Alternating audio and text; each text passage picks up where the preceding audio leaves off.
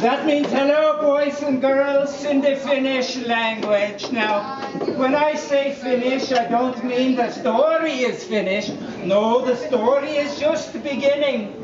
I say Finnish because I come from Finland in 1910, and I set up my blacksmith shop on Henry Road in Gibsons. It is good work and it is hard work, and I enjoy it.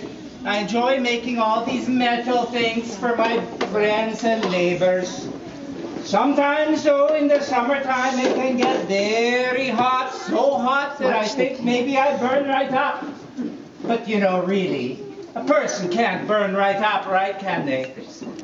But you know, I have heard about a thing called spontaneous combustion. Has anybody ever heard about spontaneous combustion? That's it. What is it? Like you kind of just randomly blow up? Yeah, but you know, they kind of say that maybe if you eat too much candy and you eat it too fast, the sugar, it all boils up in your belly and suddenly, poof, just a pile of ashes. But I don't believe in such magic hocus pocus. No, not at all. But you know, just in case, I keep my horseshoes here, and I keep my little white cat Lucky here. She keeps me warm and keeps me safe. But you know, sometimes she sits a little too close to the fire. Yeah. Have you seen my white sugar for my tea? I fear that old cat Lucky has been eating it all up.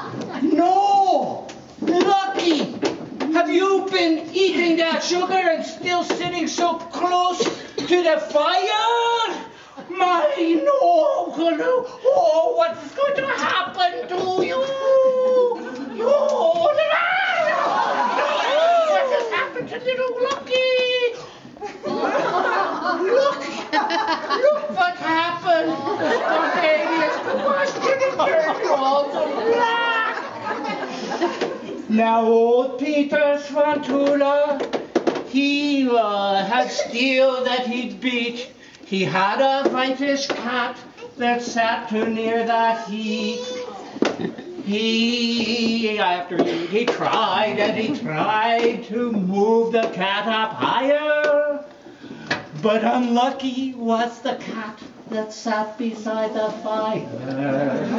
So the cat came back the very next day. The cat came back. We thought it was a goner, but the cat came back. It just couldn't stay away.